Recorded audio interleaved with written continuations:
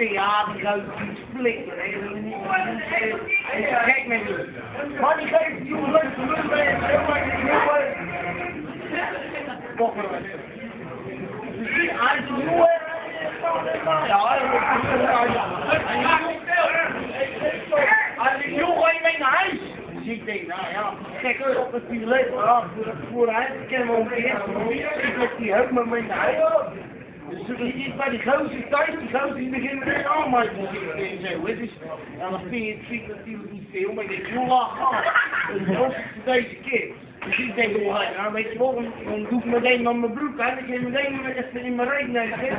Dus ik doe mijn broek uit en die gozer die begint mij tot in mijn reet te neuken.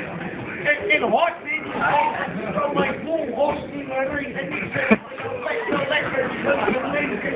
In mijn reet. Dus ik vind dat zo fijn, hè. Dus ik dacht, alles loopt, hè. Die gozer doorstopt. En heel die gozer, hè, dan moet je de stoel open moet. Hij is door het rot en neder. Lekker, ja, lekker. Zo doe ik even. Krijg nou een kies uit. Zo moet jij er weer aan doen. Maar die hoeft er niks op nu met eerder klaar om te zijn.